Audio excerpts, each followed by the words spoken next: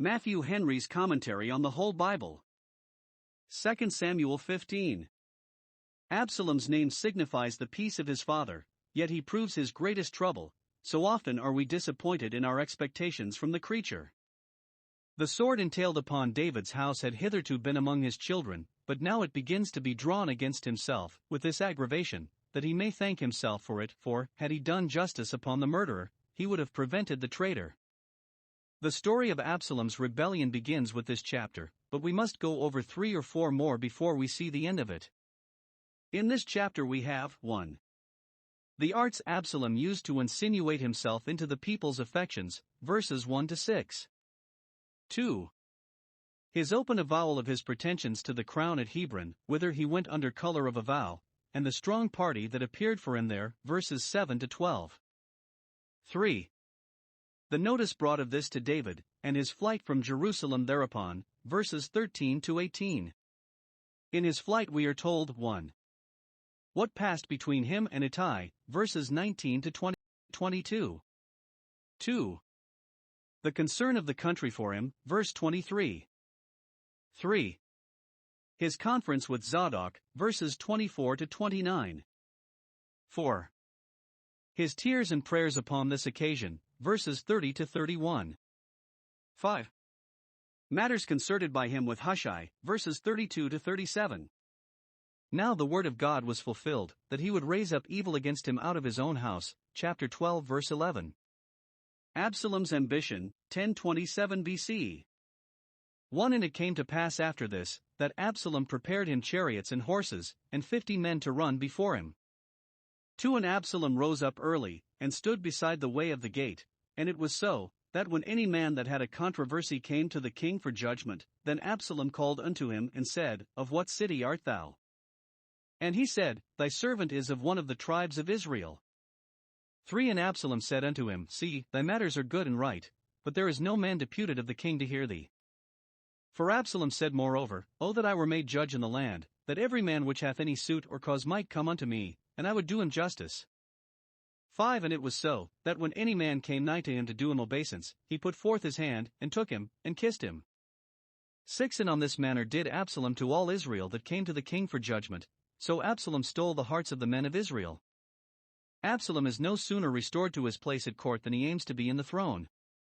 He that was unhumbled under his troubles became insufferably proud when they were over, and he cannot be content with the honor of being the king's son, and the prospect of being his successor, but he must be king now. His mother was a king's daughter, on that perhaps he valued himself, and despised his father, who was but the son of Jesse. She was the daughter of a heathen king, which made him the less concerned for the peace of Israel. David, in this unhappy issue of that marriage, smarted for his being unequally yoked with an unbeliever. When Absalom was restored to the king's favor, if he had had any sense of gratitude, he would have studied how to oblige his father, and make him easy, but, on the contrary, he meditates how to undermine him, by stealing the hearts of the people from him.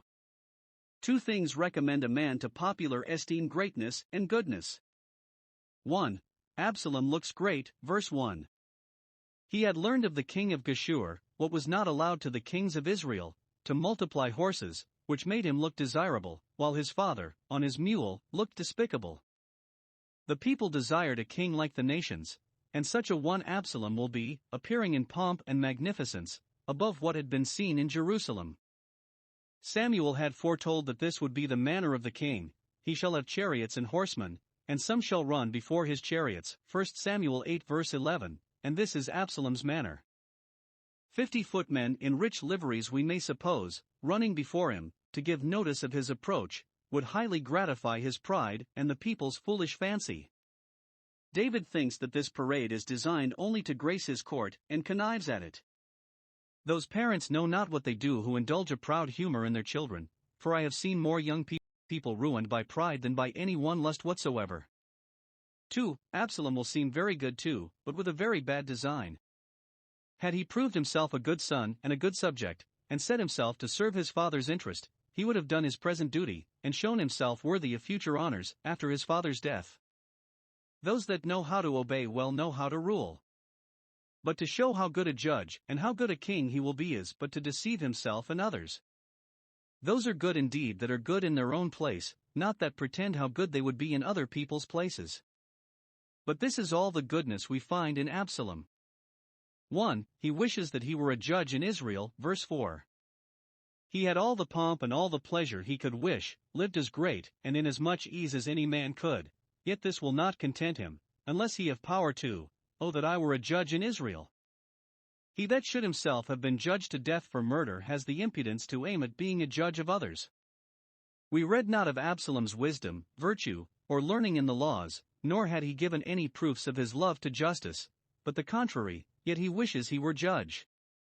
Note, those are commonly most ambitious of preferment that are least fit for it, the best qualified are the most modest and self-diffident, while it is no better than the spirit of an Absalom that says, "Oh that I were a judge in Israel." 2. He takes a very bad course for the accomplishing of his wish. Had he humbly petitioned his father to employ him in the administration of justice, and studied to qualify himself for it, according to the rule, Exodus 18 verse 21, no doubt he would have been sure of the next judge's place that fell, but this is too mean a post for his proud spirit. It is below him to be subordinate, though to the king his father, he must be supreme or nothing. He wants to be such a judge that every man who has any cause shall come to him, in all causes, and over all persons, he must preside, little thinking what a fatigue this would be to have every man come to him. Moses himself could not bear it. Those know not what power is that grasp at so much, so very much. To gain the power he aims at, he endeavors to instill into the people's minds. 1. A bad opinion of the present administration, as if the affairs of the kingdom were altogether neglected, and no care taken about them. He got round him all he could that had business at the council board, inquired what their business was, and 1. Upon a slight and general inquiry into their cause, he pronounced it good, thy matters are right.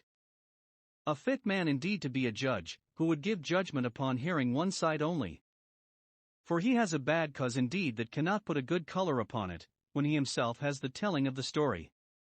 But 2. He told them that it was to no purpose to appeal to the throne, there is no man deputed of the king to hear thee. The king is himself old, and past business, or so taken up with his devotions that he never minds business. His sons are so addicted to their pleasures that, though they have the name of chief rulers, they take no care of the affairs committed to them. He further seems to insinuate what a great want there was of him, while he was banished and confined, and how much the public suffered by his exile. What his father said truly in Saul's reign, Psalm 75 verse 3, he says falsely, the land and all the inhabitants of it are dissolved, all will go to wreck and ruin, unless I bear up the pillars of it. Every appellant shall be made to believe that he will never have justice done him, unless Absalom be viceroy or lord justice. It is the way of turbulent, factious, aspiring men, to reproach the government they are under. Presumptuous are they, self-willed, and not afraid to speak evil of dignities, 2 Peter 2 verse 10. Even David himself, the best of kings, and his administration, could not escape the worst of censures. Those that aim to usurp cry out of grievances, and pretend to design nothing but the redress of them, as Absalom here. 2. A good opinion of his own fitness to rule. That the people might say, oh that Absalom were a judge. And they are apt enough to desire changes, he recommends himself to them. 1. As very diligent. He rose up early, and appeared in public before the rest of the king's sons were stirring, and he stood beside the way of the gate, where the courts of judgment sat, as one mightily concerned to see justice done and public business dispatched. 2. As very inquisitive and prying, and desirous to be acquainted with every one's case. He would know of what city every one was that came for judgment, that he might inform himself concerning every part of the kingdom, and the state of it. Verse 2. 3. As very familiar and humble. If any Israelite offered to do obeisance to him, he took him, and embraced him as a friend. No man's conduct could be more condescending, while his heart was as proud as Lucifer's. Ambitious projects are often carried on by a show of humility, Colossians 2 verse 23. He knew what a grace it puts upon greatness to be affable and courteous, and how much it wins upon common people. Had he been sincere in it, it would have been his praise, but to fawn upon the people that he might betray them was abominable hypocrisy. He croucheth and humbleth himself, to draw them into his net, Psalm 10 verses 9 and 10. Absalom's rebellion, 1023 BC. 7 And it came to pass after 40 years, that Absalom said unto the king, I pray thee, let me go and pay my vow, which I have vowed unto the Lord, in Hebron. 8 For thy servant vowed a vow while I abode at Geshur in Syria, saying, If the Lord shall bring me again indeed to Jerusalem, then I will serve the Lord. 9 And the king said unto him, Go in peace. So he arose, and went to Hebron. 10 But Absalom sent spies throughout all the tribes of Israel, saying, As soon as ye hear the sound of the trumpet, then ye shall say, Absalom reigneth in Hebron. 11 And with Absalom went 200 men out of Jerusalem, that were called, and they went in their simplicity, and they knew not anything. 12 And Absalom sent for Ahithophel the Gilonite, David's counselor, from his city, even from Gilo, while he offered sacrifices. And the conspiracy was strong, for the people increased continually with Absalom.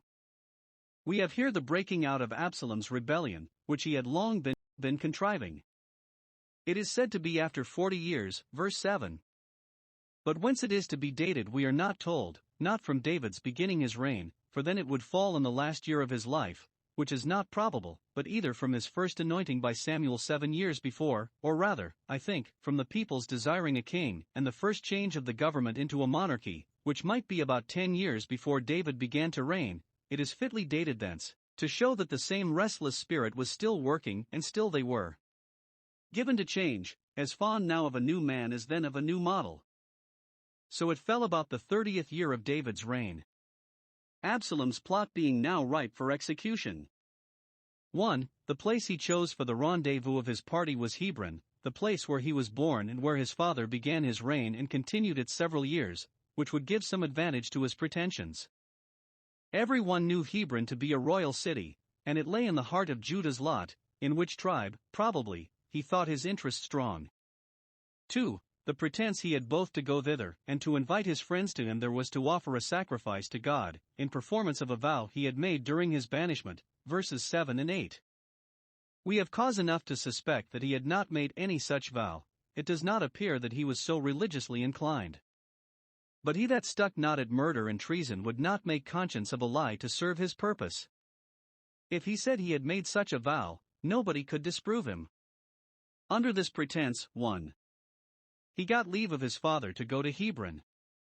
David would be well pleased to hear that his son, in his exile, was so desirous to return to Jerusalem, not only his father's city, but the city of the living God, that he looked up to God to bring him back, that he had vowed, if he were brought back, to serve the Lord, whose service he had hitherto neglected, and that now, being brought back, he remembered his vow, and resolved to perform it. If he think fit to do it in Hebron, rather than in Shaun or Gibeon, the good king is so well pleased with the thing itself that he will not object against his choice of the place.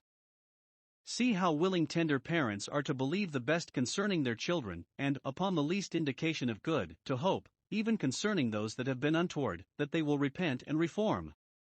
But how easy is it for children to take advantage of their good parents' credulity, and to impose upon them with the show of religion, while still they are what they were. David was overjoyed to hear that Absalom inclined to serve the Lord, and therefore readily gave him leave to go to Hebron, and to go thither with solemnity. 2. He got a good number of sober substantial citizens to go along with him, verse 11. There went 200 men, probably of the principal men of Jerusalem, whom he invited to join with him in his feast upon his sacrifice, and they went in their simplicity, not in the least suspecting that Absalom had any bad design in this journey. He knew that it was to no purpose to tempt them into his plot. They were inviolably firm to David. But he drew them in to accompany him, that the common people might think that they were in his interest, and that David was deserted by some of his best friends.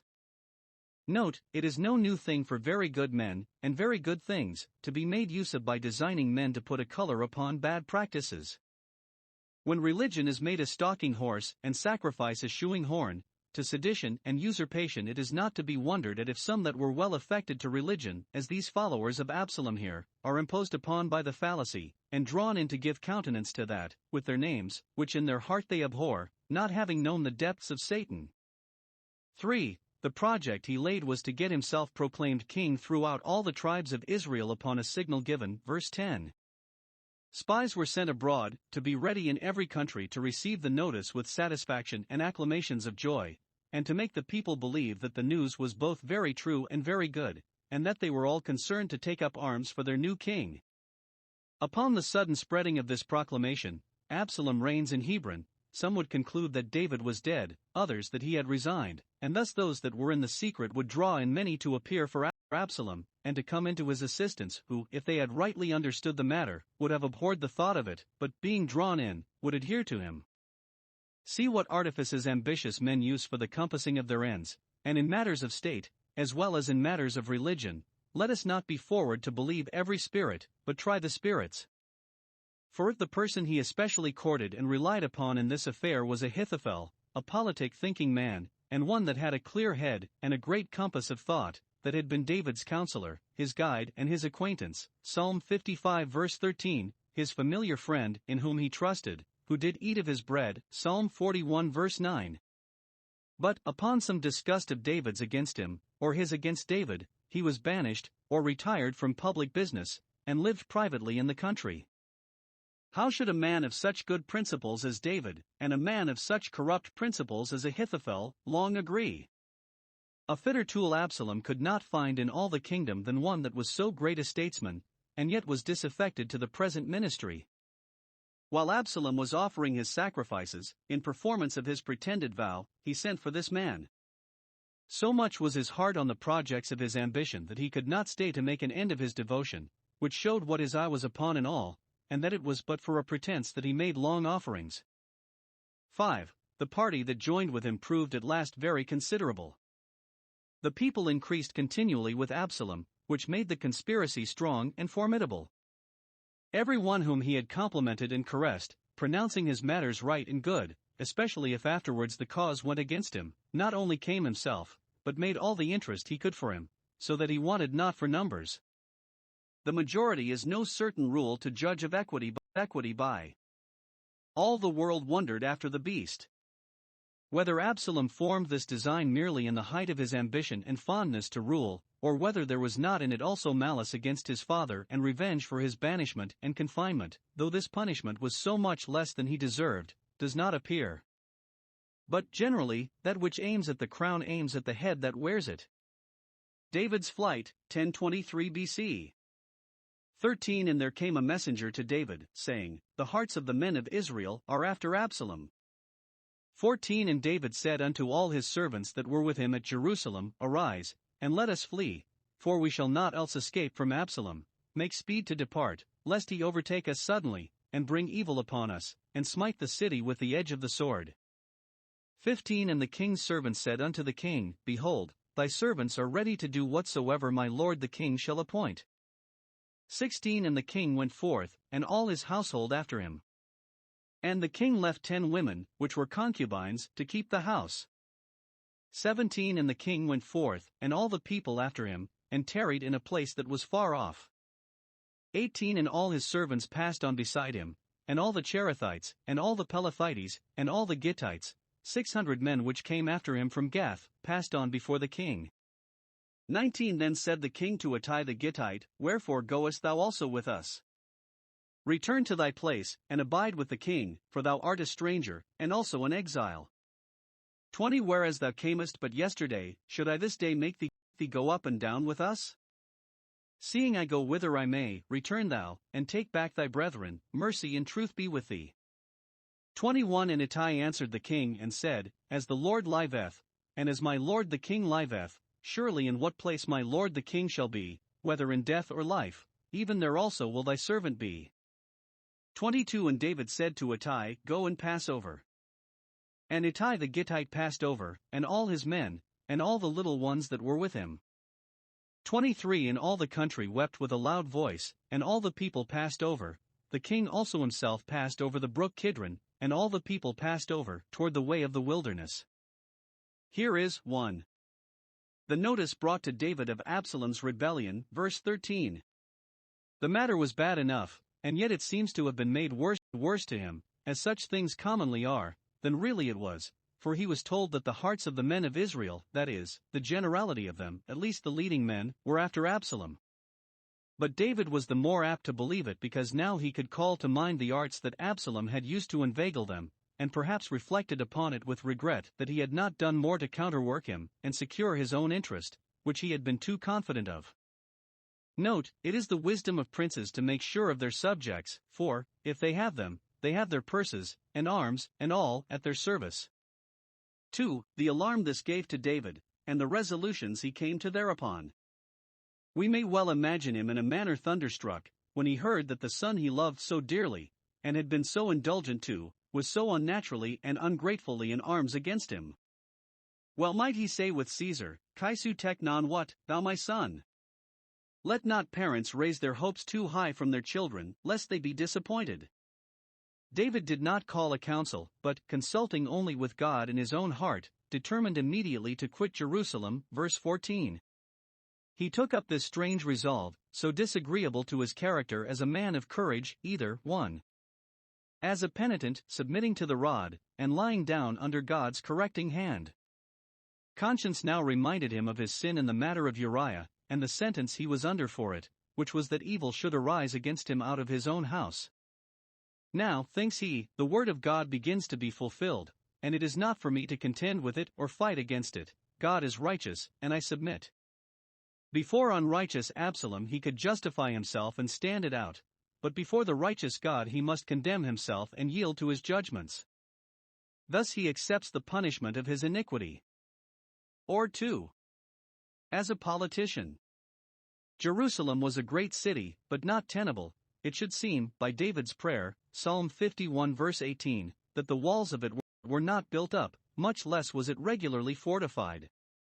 It was too large to be garrisoned by so small a force as David had now with him. He had reason to fear that the generality of the inhabitants were too well affected to Absalom to be true to him. Should he fortify himself here, he might lose the country, in which, especially among those that lay furthest from Absalom's tampering, he hoped to have the most friends. And he had such a kindness for Jerusalem that he was loath to make it the seat of war, and expose it to the calamities of a siege. He will rather quit it tamely to the rebels. Note, good men, when they suffer themselves, care not how few are involved with them in suffering. 3. His hasty flight from Jerusalem. His servants agreed to the measures he took, faithfully adhered to him, verse 15, and assured him of their inviolable allegiance, whereupon, 1. He went out of Jerusalem himself on foot, while his son Absalom had chariots and horses. It is not always the best man, nor the best cause, that makes the best figure. See here, not only the servant, but the traitor, on horseback, while the prince, the rightful prince, walks as a servant upon the earth, Ecclesiastes 10 verse 7. Thus he chose to do, to abase himself so much the more under God's hand, and in condescension to his friends and followers, with whom he would walk, in token that he would live and die with them. 2. He took his household with him, his wives and children, that he might protect them in this day of danger, and that they might be a comfort to him in this day of grief. Masters of families, in their greatest frights, must not neglect their households. 10 women, that were concubines, he left behind, to keep the house, thinking that the weakness of their sex would secure them from murder, and their age and relation to him would secure them from rape, but God overruled this for the fulfilling of his word. 3. He took his lifeguard with him, or band of pensioners, the Cherethites and Pelethites, who were under the command of Benaiah, and the Gittites, who were under the command of Ittai, verse 18. These Gittites seem to have been, by birth, Philistines of Gath, who came, a regiment of them, 600 in all, to enter themselves in David's service, having known him at Gath, and being greatly in love with him for his virtue and piety, and having embraced the Jews' religion. David made them of his guard du corps his bodyguard, and they adhered to him in his distress. The son of David found not such great faith in Israel as in a Roman centurion and a woman of Canaan. 4. As many as would, of the people of Jerusalem, he took with him, and made a halt at some distance from the city, to draw them up, verse 17. He compelled none. Those whose hearts were with Absalom, to Absalom let them go, and so shall their doom be, they will soon have enough of him. Christ enlists none but volunteers. For his discourse with Ittai the Gittite, who commanded the Philistine proselytes. 1. David dissuaded him from going along with him, verses 19 and 20. Though he and his men might be greatly serviceable to him, yet 1. He would try whether he was hearty for him, and not inclined to Absalom. He therefore bids him return to his post in Jerusalem, and serve the new king. If he was no more than a soldier of fortune, as we say, he would be for that side which would pay and prefer him best, and to that side let him go. 2. If he was faithful to David, yet David would not have him exposed to the fatigues and perils he now counted upon. David's tender spirit cannot bear to think that a stranger and an exile, a proselyte and a new convert, who ought, by all means possible, to be encouraged and made easy, should, at his first coming, meet with such hard usage. Should I make thee go up and down with us? No, return with thy brethren. Generous souls are more concerned at the share others have in their troubles than at their own. Ittai shall therefore be dismissed with a blessing, mercy and truth be with thee, that is, God's mercy and truth, mercy according to promise, the promise made to those who renounce other gods and put themselves under the wings of the divine majesty. This is a very proper pious farewell, when we part with a friend, mercy and truth be with thee, and then thou art safe, and mayest be easy, wherever thou art. David's dependence was upon the mercy and truth of God for comfort and happiness, both for himself and his friends. See Psalm 61 verse 7. 2. Ittai bravely resolved not to leave him, verse 21. Where David is, whether in life or death, safe or in peril, there will this faithful friend of his be, and he confirms this resolution with an oath, that he might not be tempted to break it. Such a value has he for David, not for the sake of his wealth and greatness, for then he would have deserted him now that he saw him thus reduced, but for the sake of his wisdom and goodness, which were still the same, that, whatever comes of it, he will never leave him. Note, that is a friend indeed who loves at all times, and will adhere to us in adversity. Thus should we cleave to the Son of David with full purpose of heart, that neither life nor death shall separate us from his love. V. The common people's sympathy with David in his affliction. When he and his attendants passed over the brook Kidron, the very same brook that Christ passed over when he entered upon his sufferings, John 18 verse 1, towards the way of the wilderness, which lay between Jerusalem and Jericho, all the country wept with a loud voice, verse 23. Cause enough there was for weeping. 1. To see a prince thus reduced, one that had lived so great forced from his palace, and in fear of his life, with a small retinue seeking shelter in a desert, to see the city of David, which he himself won, built, and fortified, made an unsafe abode for David himself. It would move the compassion even of strangers to see a man fallen thus low from such a height, and this by the wickedness of his own son. A piteous case it was. Parents that are abused and ruined by their own children merit the tender sympathy of their friends as much as any of the sons or daughters of affliction. Especially, too, to see their own prince thus wronged, who had been so great a blessing to their land, and had not done anything to forfeit the affections of his people, to see him in this distress, and themselves unable to help him, might well draw floods of tears from their eyes. 24. And lo, Zadok also, and all the Levites were with him, bearing the ark of the covenant of God, and they set down the ark of God, and Abiathar went up, until all the people had done passing out of the city. 25. And the king said unto Zadok, Carry back the ark of God into the city. If I shall find favor in the eyes of the Lord, he will bring me again, and shew me both it, and his habitation. 26. But if he thus say, I have no delight in thee, behold, here am I, let him do to me as seemeth good unto him. 27. The king said also unto Zadok the priest, Art not thou a seer? Return into the city in peace, and your 2 sons with you, Ahimaaz thy son, and Jonathan the son of Abiathar. 28. See, I will tarry in the plain of the wilderness, until there come word from you to certify me. 29. Zadok therefore and Abiathar carried the ark of God again to Jerusalem, and they tarried there. 30. And David went up by the ascent of Mount Olivet, and wept as he went up, and had his head covered, and he went barefoot, and all the people that was with him covered every man his head, and they went up, weeping as they went up. Here we have 1. The fidelity of the priests and Levites and their firm adherence to David and his interest. They knew David's great affection to them and their office, notwithstanding his failings.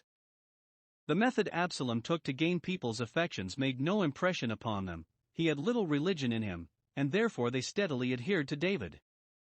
Zadok and Abiathar, and all the Levites, if he go, will accompany him, and take the ark with them, that by it they may ask counsel of God for him. Verse 24.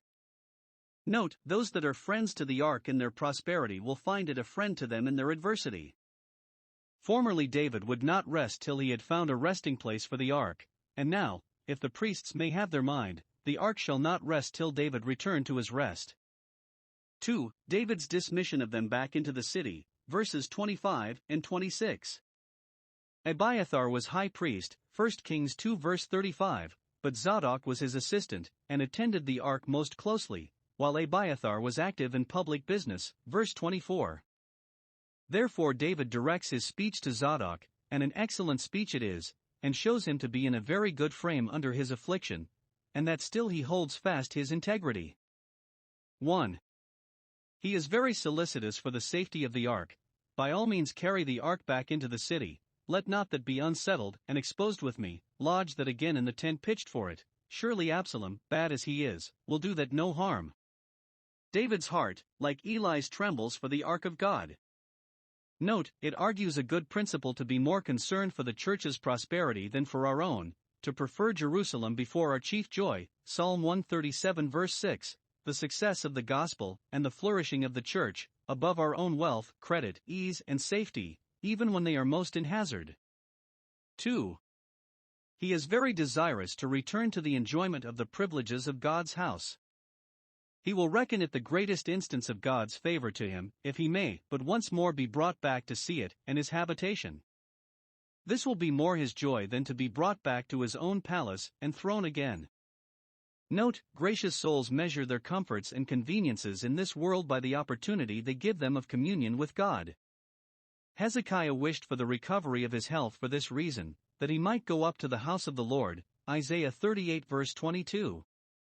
3. He is very submissive to the holy will of God concerning the issue of this dark dispensation.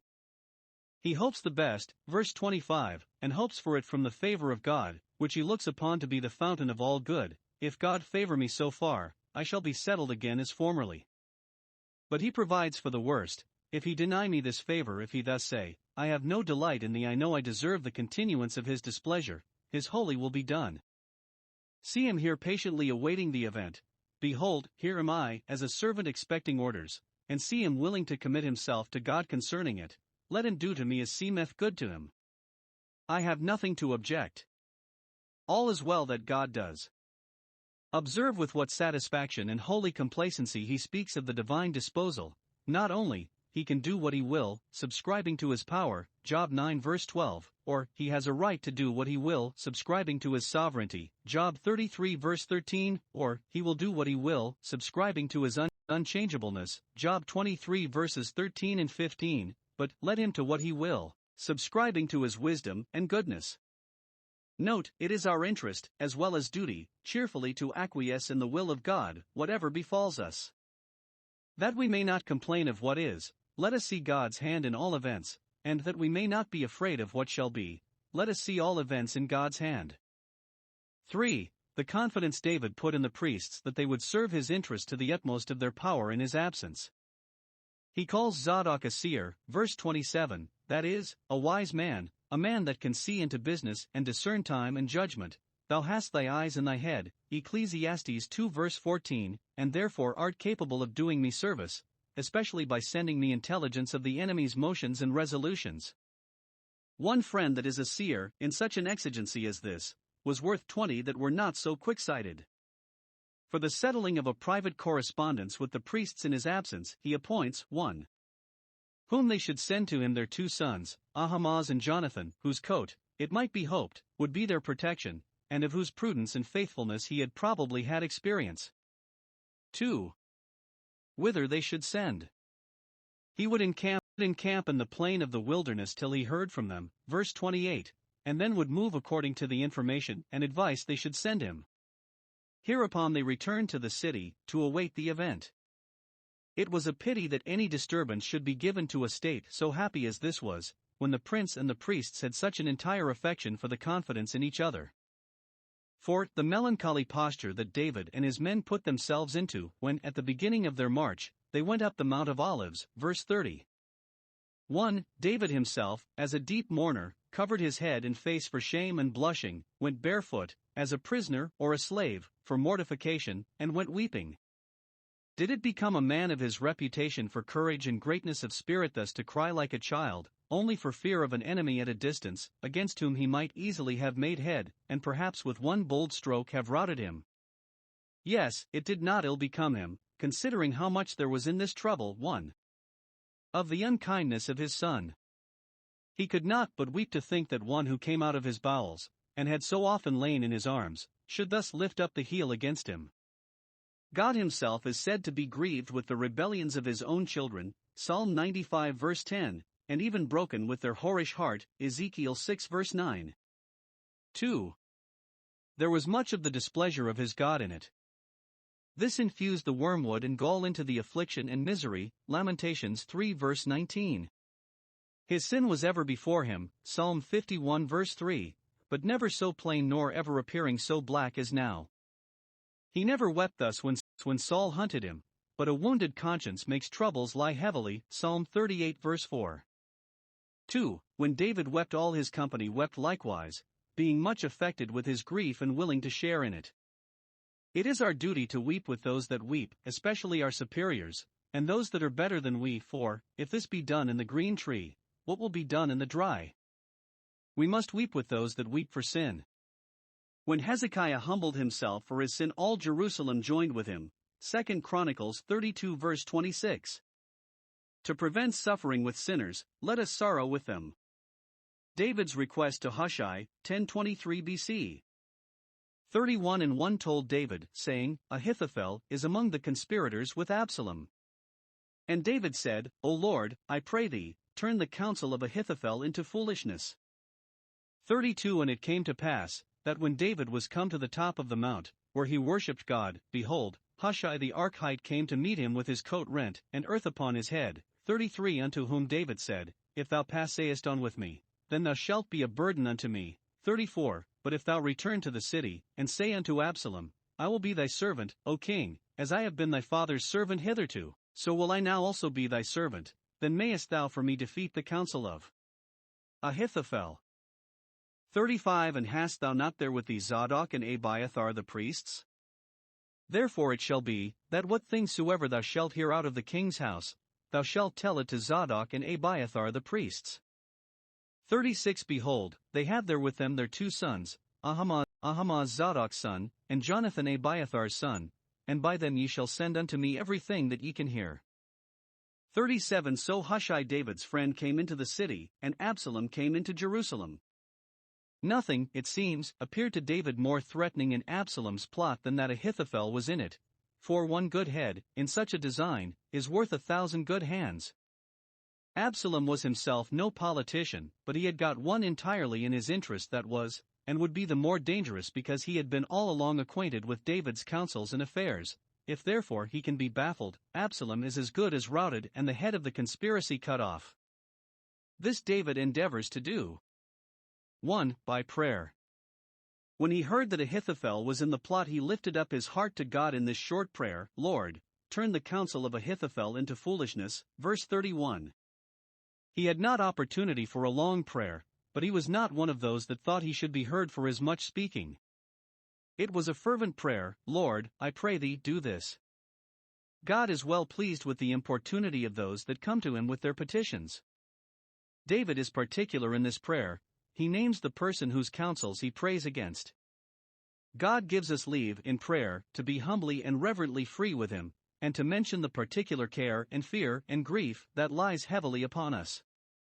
David prayed not against Ahithophel's person, but against his counsel, that God would turn it into foolishness, that, though he was a wise man, he might at this time give foolish counsel, or, if he gave wise counsel, that it might be rejected as foolish, or, if it were followed, that by some providence or other it might be defeated, and not attain the end.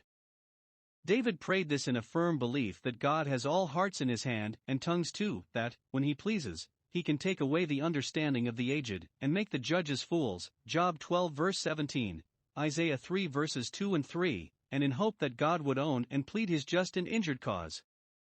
Note, we may pray in faith, and should pray with fervency, that God will turn that counsel into foolishness which is taken against his people.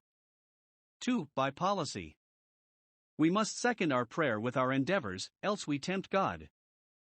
It is good service to countermine the policy of the church's enemies. When David came to the top of the mount, he worshipped God, verse 32. Note, weeping must not hinder worshipping, but quicken it rather.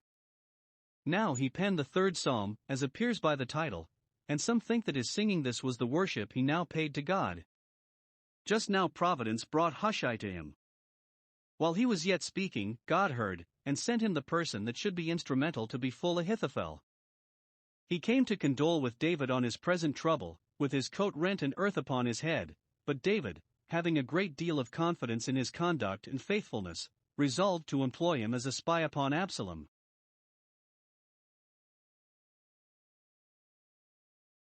He would not take him with him, verse 33, for he had now more need of soldiers than counselors, but sent him back to Jerusalem to wait for Absalom's arrival as a deserter from David, and to offer him his service, verse 34.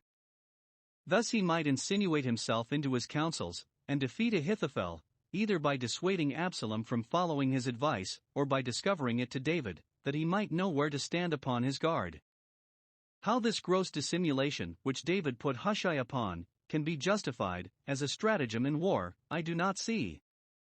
The best that can be made of it is that Absalom, if he rebel against his father, must stand upon his guard against all mankind, and, if he will be deceived, let him be deceived. David recommended Hushai to Zadok and Abiathar, as persons proper to be consulted with, verse 35, and to their 2 sons, as trusty men to be sent on errands to David, verse 36. Hushai, thus instructed, came to Jerusalem, verse 37, whither also Absalom soon after came with his forces. How soon do royal palaces and royal cities change their masters?